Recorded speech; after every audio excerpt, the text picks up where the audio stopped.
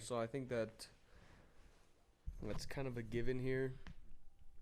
Yeah. If any of our listeners have not watched Bly Manor all the way through, even if we're just going Right. 3 episodes at a time, it's We're going to gonna be a be- little bit tough yeah. to avoid spoilers. So pause, Because as this is Gus would say, and now come back. now come back.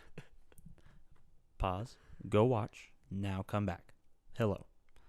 So yeah, I mean, a lot of normally we just do a less of a breakdown of each episode, or even with movies, we really don't break down a movie from beginning to end.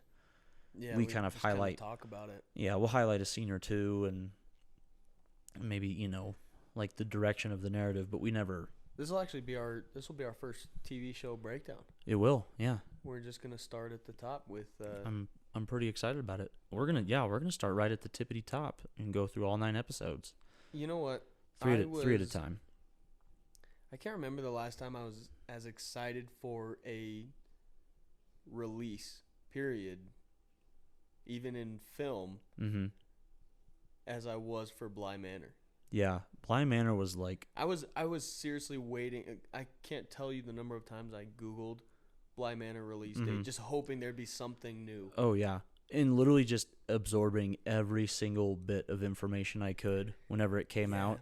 But oh yeah, to be honest with you, that kind of came back to bite me, because when all the reports said that Bly Manor was going to be way scarier than Hill House was, and that it was going to just kind of take the whole, my understanding, at least, maybe I was wrong about this, was that they would kind of take the whole horror TV genre to a new level. Right.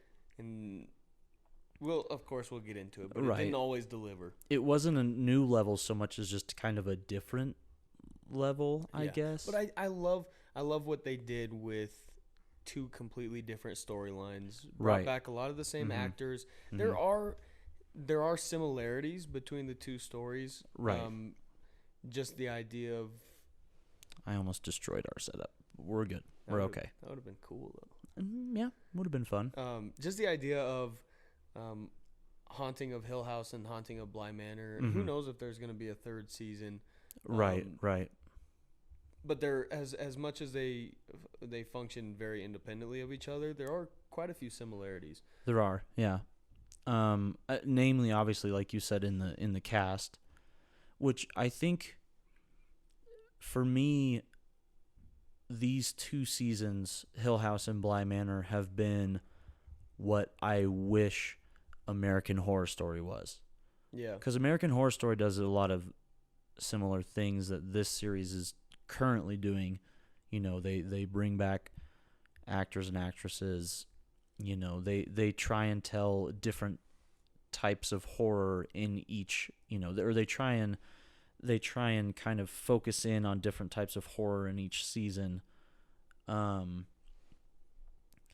for me so far, I mean, Hill House and Bly Manor have been far more consistently what I'm looking for in horror. I think, and not to get too far off track, but, American Horror Story kind of veers off into different genres like erotica.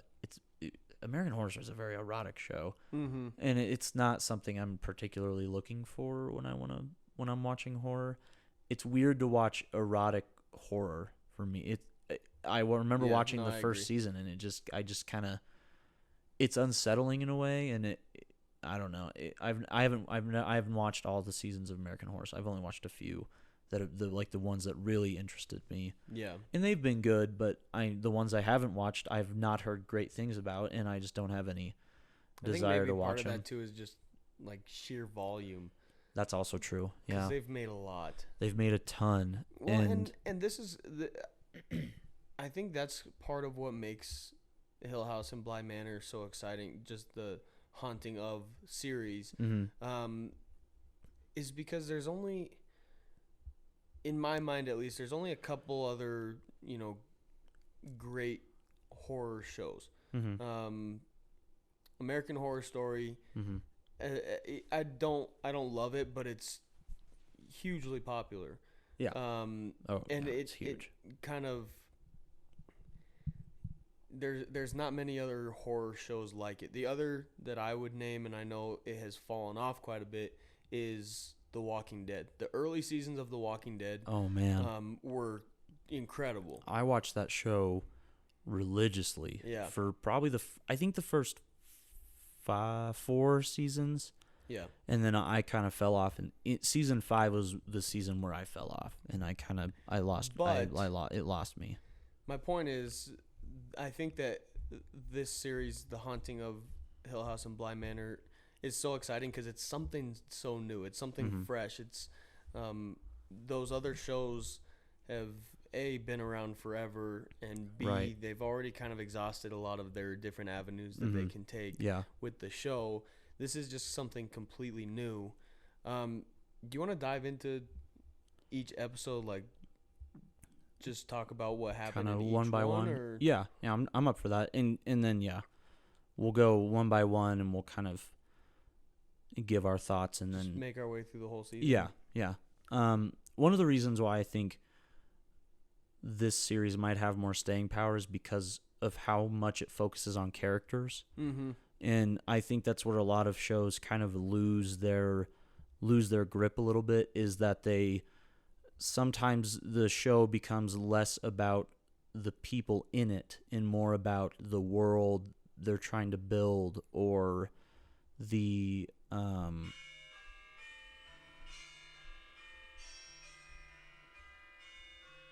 my phone alarm. Your phone's got to quit doing freaky shit, dude. I know. My phone is literally possessed.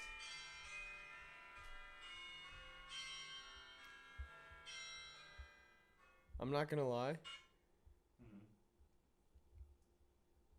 First of all, whenever we're talking about scary shit, your phone decides to do scary shit. Yeah, I don't know what's up with that. Second of all, I hate it. those bell ringing alarms. Yeah, that's the worst part. The worst possible alarm for when we're talking about scary shit. Literally the worst possible alarm that could have gone off. Okay, I'm I know were. why you choose to have your little group therapy sessions in broad daylight. I know why you don't go out at night. The phone alarm. Your phone alarm.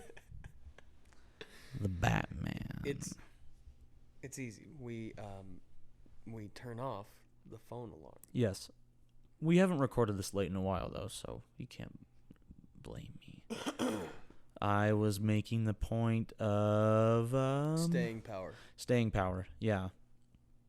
And how other shows start focusing less on... Characters and more on things that are just kind of... Yeah, you lost it, didn't you? Yeah. A little bit. Damn it. I was making a good point, too, I feel like. Anyway, doesn't matter. It doesn't matter. Let's get into the show. Okay. Let's break it down. Well, one more point. Okay. Just the show in general. Mm-hmm. I think the idea of a whole ghost story kind of based around a house or this mansion. A singular place. Right. I think that is very unique take, and it's also you could go so many ways.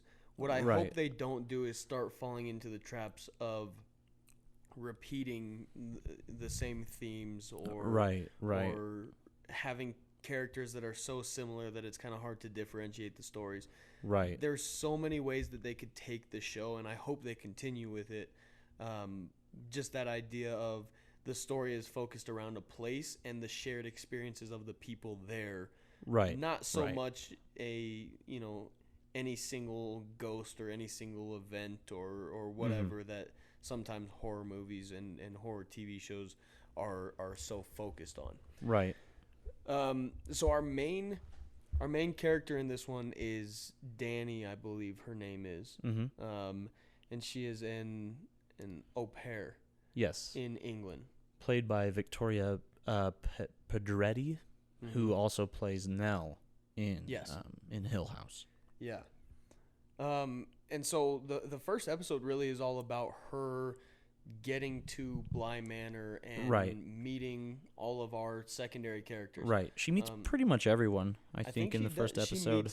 She meets the cook / driver. She meets I guess she'd be the housekeeper, and she meets the gardener, and then of course the 2 kids that live there. Right. Right. The 2 kids that live there. Was it Flora and Miles? Miles. Yeah. Yes. Yeah. I gotta say, from the first episode, one thing I loved so much about Hill House was how well, the child actors were, or how good they were, how well they were whatever, healthy, how good they weren't sickly. I mean, one of them was blind as a bat, obviously, because he had those Coke bottle glasses. But they were well. They were regardless. Yeah, they were well. They were well, and they were also good actors. They were also good actors, and their characters were interesting. And I think from the first episode, that's one thing you pick up on is, once again, you have these very, very well acted, well written young characters, which again, and I feel like we've probably talked about this before, it's really, really hard to get that in a show or in a movie.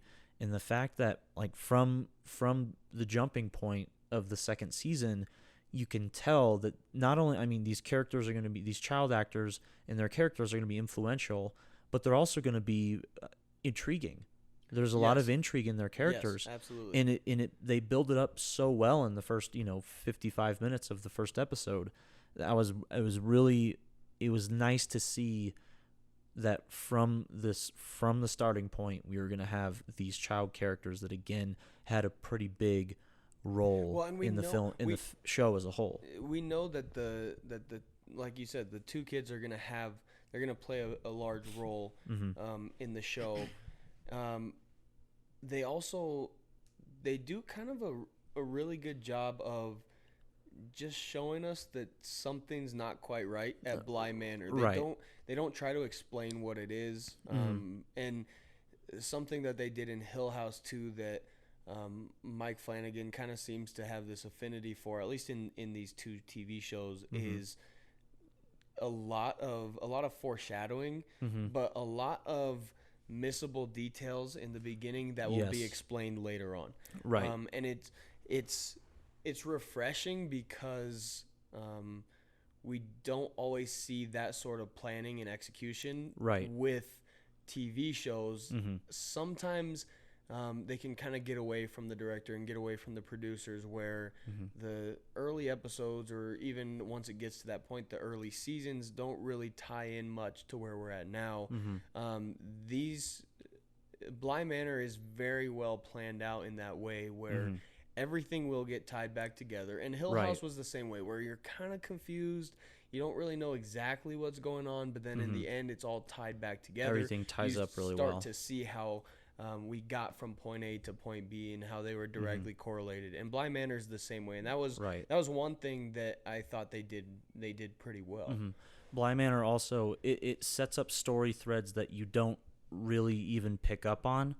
Like, it sets up ideas and storylines where in the first episode they're doing a whole bunch of setup and you don't even know. Yeah. You're just kind of they talk about how the previous au pair killed herself. And I mean, you can assume, because it's a haunted house, that she might play a role somehow, but it's kind of that setup where you just have to go, okay, she might have killed herself, and then they move on. Yeah. And it's a building block that doesn't really feel like a building block. It just kind of feels like a passing moment. And there are a lot of those instances in this show in the first couple of episodes where someone will say something almost in passing, right? But it'll be a very influential part of the show later on. Or what's kind of cool is a lot of times when in situations like that where there's just a comment in passing, or when something small happens that the characters are confused by, it's something that we're also kind of confused by. Right. Like with the kids, Miles says just kind of some just like weird things that don't really make sense. Yeah. And he'll go from being like a normal kid to like saying these like very mature, statements, or just like randomly start speaking with like super proper English, or like some weird things like that. And Danny, the au pair, is confused by it. Obviously confused by it. And then we're watching and we're like, this kid's kind of a creep. We're like, obviously confused by it. What is happening? Right. And then it gets explained later on, or in the first episode again, when Danny first gets there, and Hannah Gross is the housekeeper, and she's staring down this well when Danny walks up, and is just completely ignoring her. Yeah. And then she stops and says, "Oh, I'm sorry, I must have been somewhere else." And at the time, Danny like kind of just brushes it off. Like, oh, that's it's just a passing thing. Yeah. A weird thing. And we're like, okay, that's strange, but like we don't really know what's up with it until later on. Sometimes in TV shows, it's easy to get carried away with the setup, but I think that this show does it just enough. Yes. To where it's not weighing down. It's not slowing down the story at all. It's not stopping to try to set up characters. It's just doing it in a way that we're gonna have to try to catch on as we go, and it'll give us the details we need as long as you stay patient with it. It does a good job because it shows you that everyone but our protagonist knows more than what they seem to. They just by what they say, they know more about what's going on, but it doesn't immediately show its entire hand, the show itself, with what the characters know and with how that's going to influence, the story itself. Those are all layers that get unpeeled as the show progresses, which is a great, I think it works really well for horror as a viewer, to kind of get that feeling of, these people know a lot, but they're not, like, things aren't really showing their full everything is potential not as yet. It seems. Yeah. Everything is not as it seems because people know something that I don't, but they're not telling me. Yes. They're not telling it to me straight. They're not giving it to me straight up. And that's a great way to kind of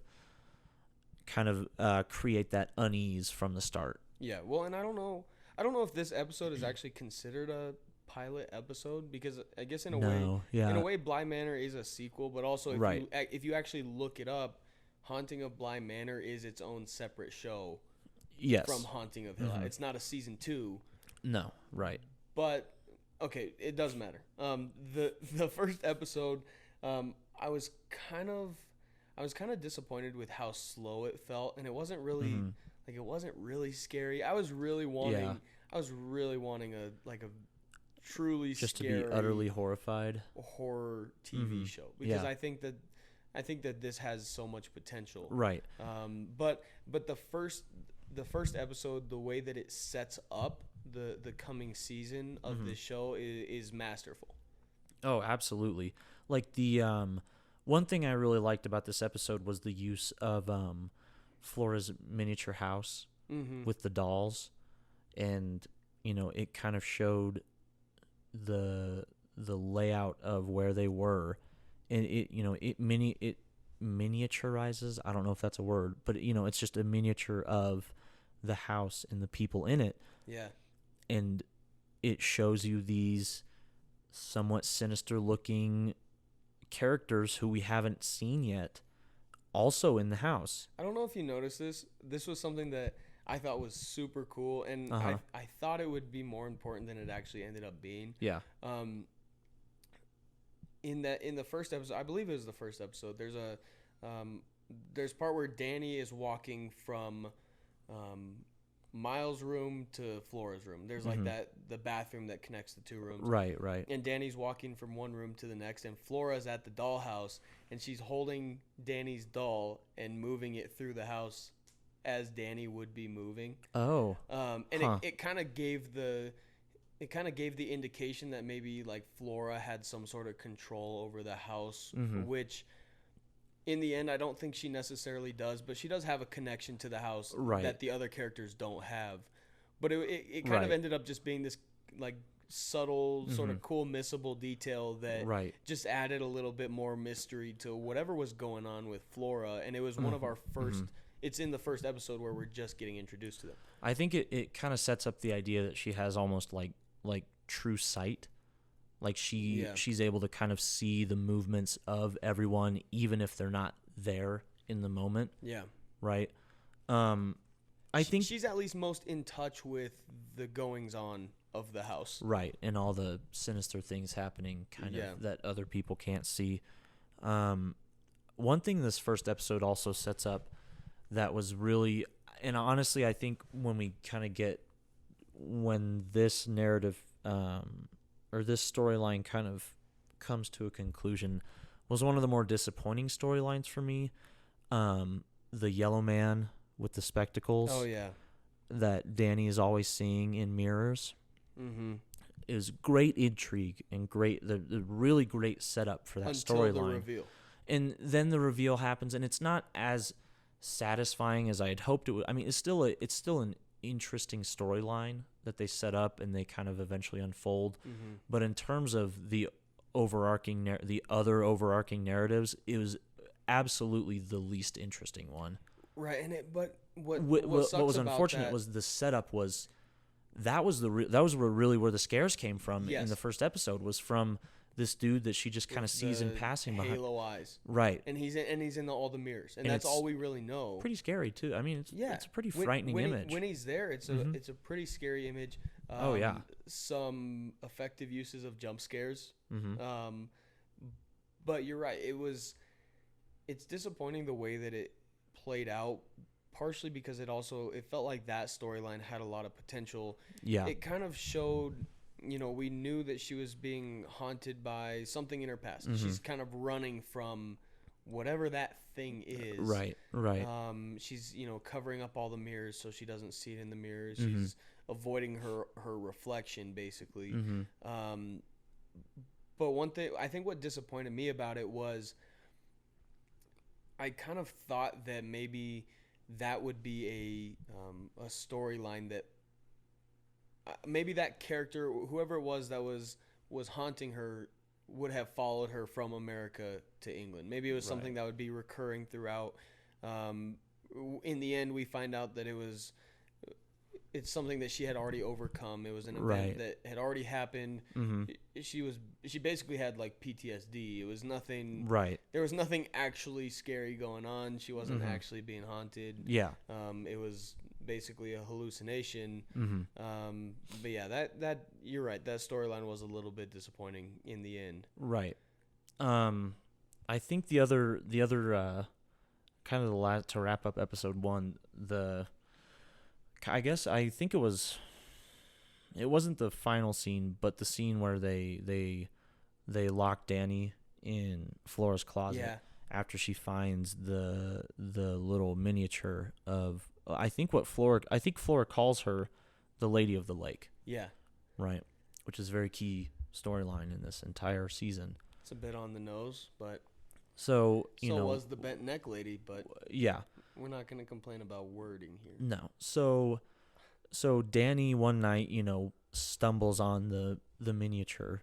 Yeah, under the dresser. Under the dresser, shows Flora, and then Flora and Miles both have this odd moment, and then they lock her in the closet. Well, and Flora scolded her for said that she needs to stay in, or she's in her spot or something like that. Right.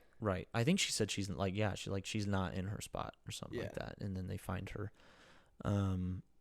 It's a moment that seems kind of just like kids being little shits, and it kind of plays out like that until later episodes when you realize what's actually going on with that miniature, and in how it how the house, the scaled down version of the house is influencing some of the decisions Flora might be making with Miles. Well, and that was actually I thought that was actually a scary moment when the two kids lock her in the closet. Oh yeah, that was actually pretty scary, and I didn't think I forget the actress's name who played Danny, who you said. I didn't think her performance was great. I didn't love her. Her accent wasn't awesome. She was sometimes overdid it with the emotional stuff. Yeah.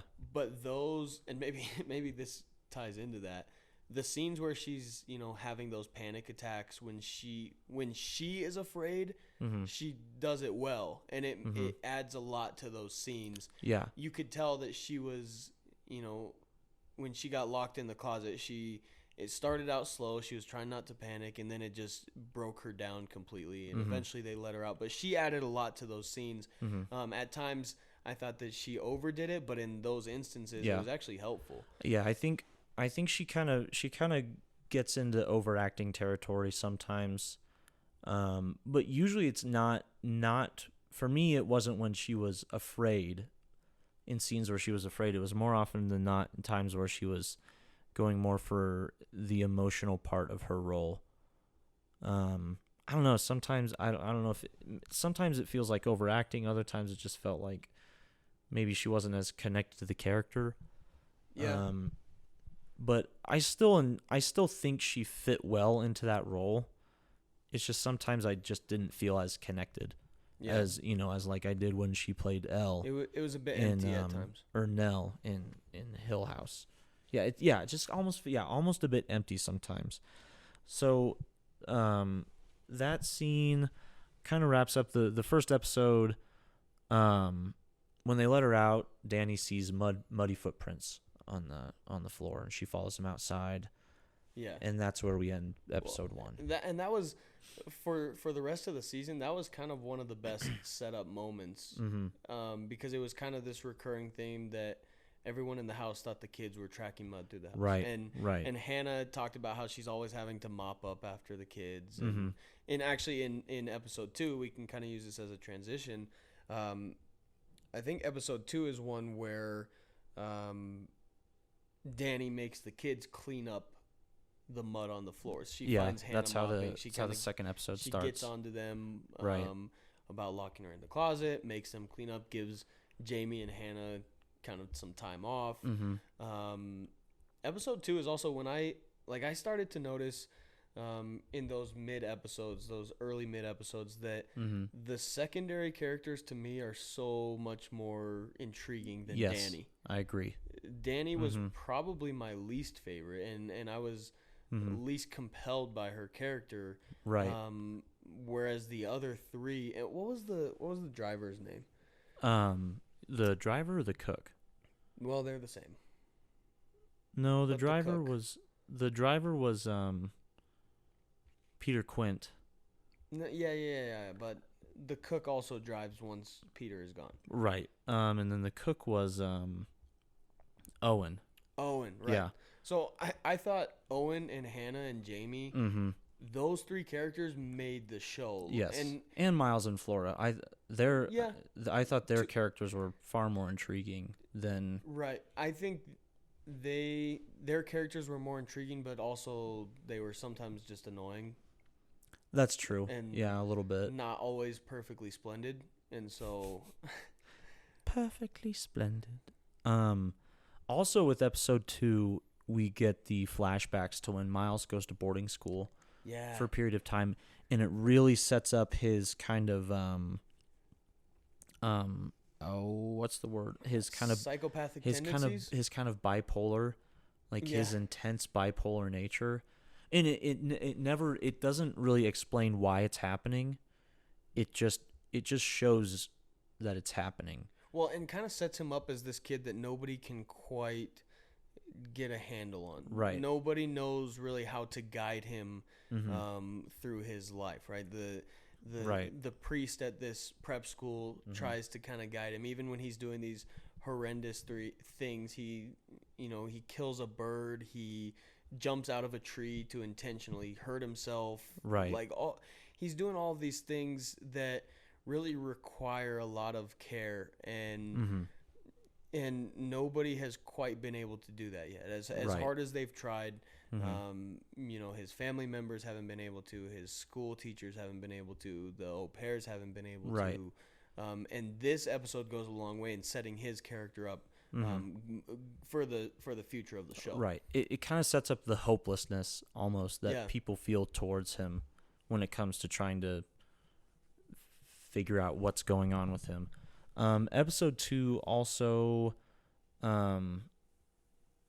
it also kind of sets up Flora and Miles' connection as siblings, how close they are, and how they're not codependent on each other, but they do find a lot of security with each other around. Like all the letter, Right. like Well, the and messages that Flora because sends. the reason why Miles started doing all these terrible things is because he wanted to get sent home. Because it shows him holding that letter from Flora that just says, "Come home."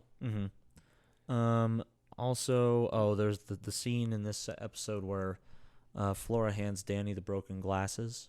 Yeah. Again, kind of sends her into a panic. Right. Again. Setting up that recurring unknown about Danny, about what she's running from. Yeah. You know, because obviously those glasses look exactly like the glasses that the man in the mirror is wearing behind her. Yeah. Right. Well, and you have to start with the man in the mirror. What? What? You have to start with the man in the mirror? Yeah, and you have to ask him to change his ways. I'm looking at the man in the mirror. That's the only line I know from that song. I know. That's okay. It's fine. I don't know what you're referencing. It is that. Okay. Yeah. Okay. Yeah. I'm sorry. So the other thing about this episode, we learned that the two kids know about the ghost walking the halls of Bly Manor, because they stop. They're all in the hallway with Danny, and Miles distracts her from the ghost, and the ghost kind of just wanders on past. Right. And later on, we learned that this ghost is wandering the same path in the halls. Basically, if you get in her way, she kills you. Yeah. And so they save her from that. But that's our first real insight that the kids know better than anyone else what is going on in the house. Right. And they're... It makes you feel that they're somewhat involved, but it also makes you kind of feel bad for them because they're having to put on this charade and they're having to act brave for these adults who don't know what's going on. They have no idea. Exactly, yeah. This is also, I think, the first time we see the image of Rebecca with when she's with Peter in that Polaroid that Danny finds. They play a game of hide and seek, and she finds the picture. I can't remember exactly when that happens. The game of hide and seek had my favorite shot of the entire season, where Flora is hiding behind the chest, and there's one of the faceless ghosts. Oh yeah. And starts. Is she singing or is she? She's singing, and then singing, like, and the ghost starts like mumbling, singing behind her, and it starts moving around and like kind of contorting its body, and it goes to sit up, and she just turns around and shushes it. Yeah. She just turns and goes, shh, and the ghost lays back down, and like that. That's like primo Mike Flanagan scare right there. Yes, and that is maybe unfortunately maybe the scariest scene of the season. But maybe also, I'll have to think about it. Also, just very intense. And, and super intense. Like, again, goes back to the character building with these kids and their importance to the show, and Flora's understanding of what all is going on in the house. But that shot is probably my favorite from the entire season. Yeah, that's pretty great. Yeah, it was something that Hill House was rife with, in this show maybe not as much. So that brings us to episode 3, also known as The Two Faces Part 1.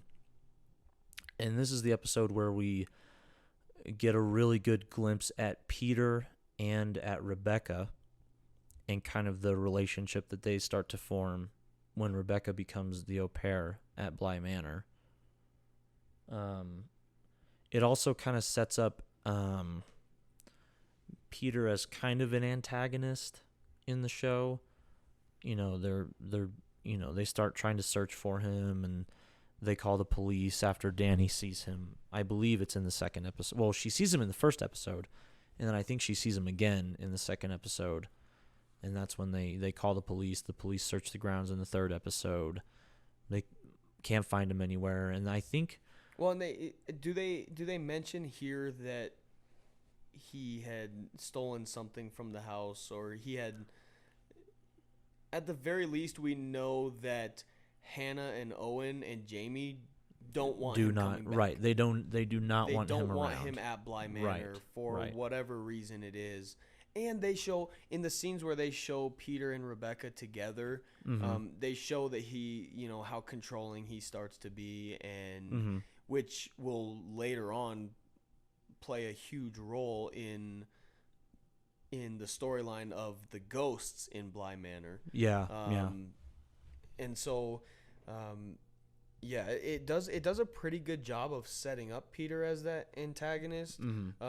But also, we realize that he's a ghost, and so it's almost hard to take him as an individual as the antagonist, because we know it's something bigger than that. Right. This is also the episode where Miles, they do story time, and Miles does this insane,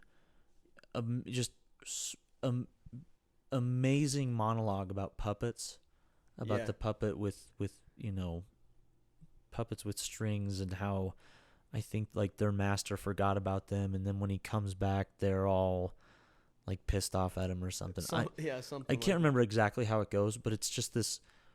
It has to be at least like 3-minute long monologue where he's just telling this story, and it slowly kind of devolves and gets more depressing and dark and sinister as it goes along. And it's just this incredible moment with this child actor who's putting on an adult, like a fully realized performance as if it were an adult doing it. Well, and it's one of my favorite moments of the entire show, this monologue. In that scene too, the adults are all watching it and like increasingly kind of growing uncomfortable and being like, what is wrong with this kid, basically, like, how did he get all of these dark kind of ideas? Where is this coming from? You can kind of see that thought process playing out in their mind, which just adds to it, because like you said, it turns pretty dark, and it's he kind of steals the show with that monologue that even catches them by surprise. It catches them off guard. They don't really know how to react to it. They don't know how the hell to react. They're just in awe the whole time. Yeah. And that scene is cut off by... And they're showing concern as well, and that's part of it, because they don't think a kid Miles' age should be having those kinds of thoughts and or should be thinking that maturely for his story time, right? That doesn't make sense to them, and they're worried about him to a degree. Right. There's also, I think that scene and the first 3 episodes have kind of a great recurring theme of the phone ringing and no one answering when it gets picked up. Yeah. And that scene with the monologue is cut short by the phone ringing, and I can't remember. I think Jamie picks it up, and it's when Owen finds out that his mom has died. Yeah. His mom, who has, I think she had Alzheimer's or dementia or something. She had some form of memory issues. Well, and the reason why he is still in that town is because he's there taking care of her. Right, because he's taking care of his mother. And that's the one, that night in episode 3 is the night he decided to stay, because they were afraid that Peter Quint was going to come back around. Yes. Like the first night he's been away from his mother in, however long. And it's a good that moment when the phone call comes and someone actually picks up on the other end. And it's a good little reversal of this recurring theme of the empty phone call. I didn't even put that together, that was the night he decided to stay.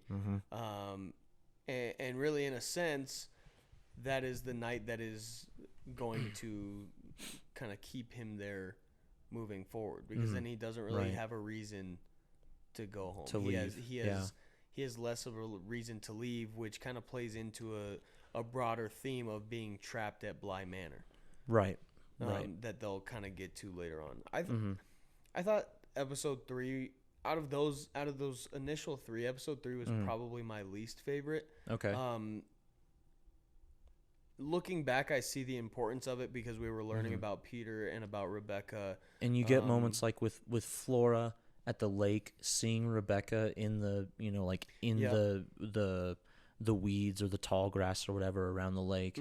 That's I think it's an important moment for her. But again, it's one of those moments where what we're seeing her in this moment. It seems like she's been in this moment before, and it seems like she knows why Rebecca is over there.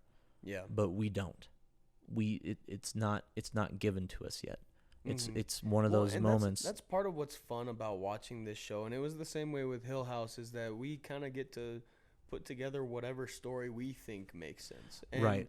And there, Mike Flanagan's gonna show us eventually the way that he interpreted it, but we kind of spend each episode being like, oh, I wonder if this ties together. I wonder if this influences that or whatever, and we can kind of make it our own, make the watching experience our own, right? Until we finally get that closure, of whatever it is. Things will reveal themselves when Mike Flanagan wants them to. But in the meantime, speculation is a good thing. He's going to leave it to us to speculate and enjoy the time with the characters he's created, exactly. Which is, for me, I love doing that. Yeah, it's one of the best parts about this series so far, with the 2 seasons we've gotten so far. Yeah, for sure. How much you get to speculate and kind of try and piece it together, but really you can't, because you never get enough information at the outset to really piece things together, as at least in the way that they will be by the time the season ends. Yeah.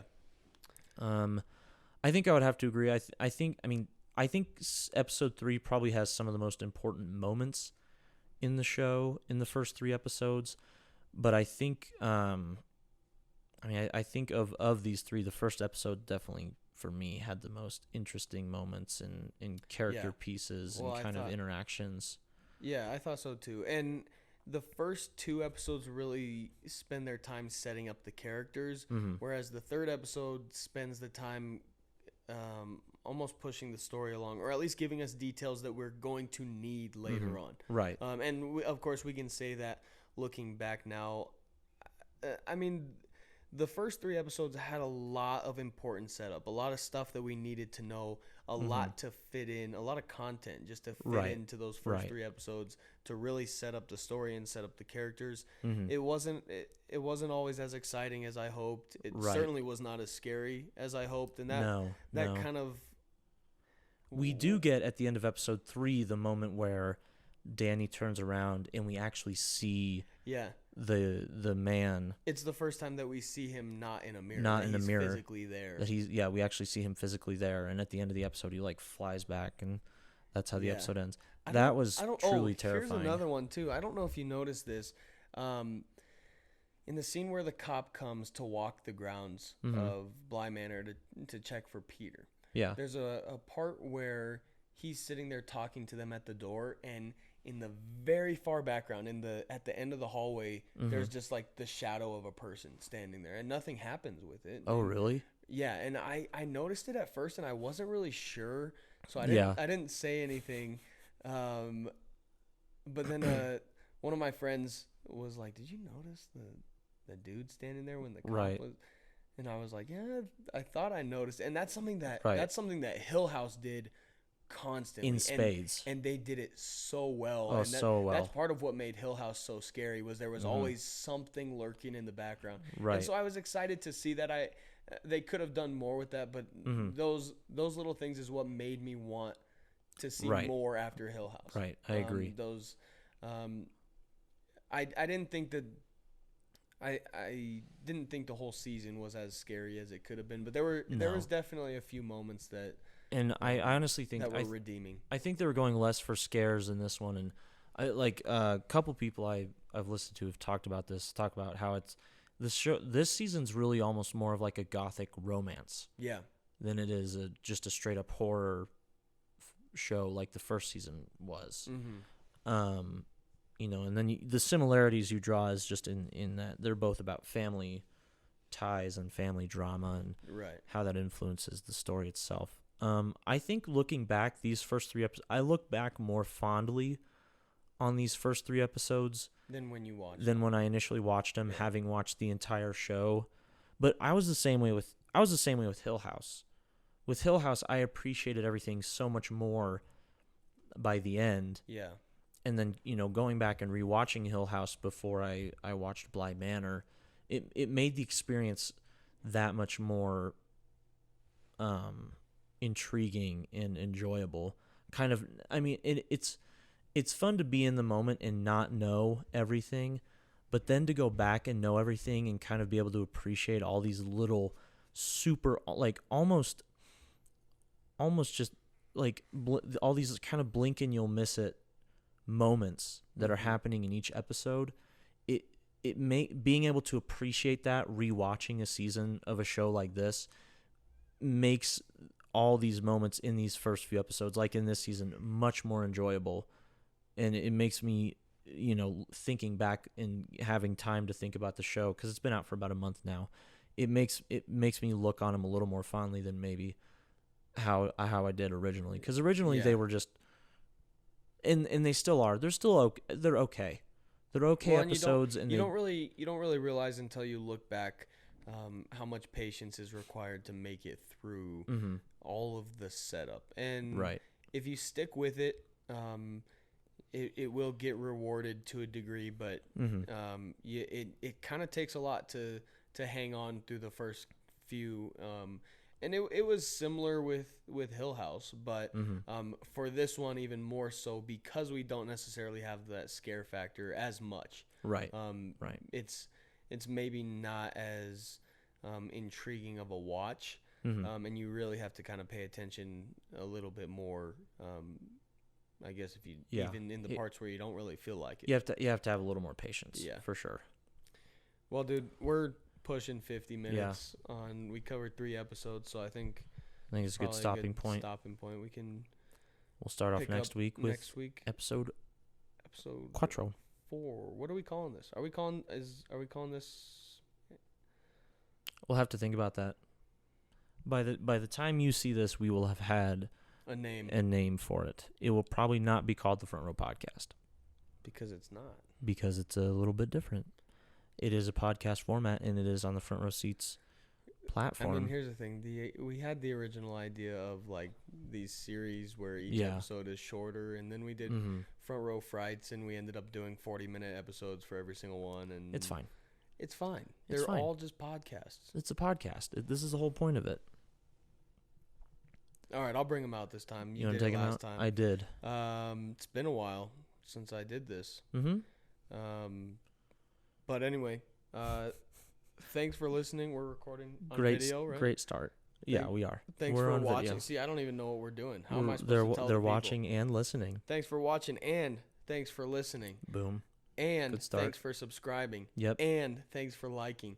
And thanks for commenting. And thanks for checking us out on all of your different platforms. YouTube. All of them. Spotify. Yep. Stitcher. Yep. Apple Podcasts. Yep. Facebook. SoundCloud if you're into that. If you are. Soon to be, hopefully, Instagrammable. We got some Instagram ideas coming. We do. With we don't our last even have episode. an Instagram, but we've got some Instagram ideas. We have some ideas so for the gram. So keep an eye out. Thanks for listening. Thanks for watching. Really, we do want to hear what you have to say. So leave us a comment. Give us maybe a 5-star review with a comment, or a 1-star review if that's what we've earned. Hey. Let us know. If we get those, we can start addressing them on the pod. We will take any criticisms, and we will roast the shit out of you. Just kidding. We won't. We'll take criticism, but it'll be wrong. We'll take criticism. You might think you're criticizing us. Because we're damn near but you're just fueling us. But then we'll show you how you're wrong. Cheers, folks. We'll see you guys next time. Nice. Oh, yeah. Out of the park.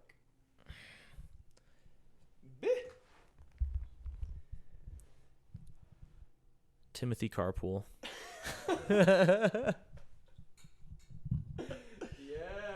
Oh, still got it, baby. Still got it. Never lost.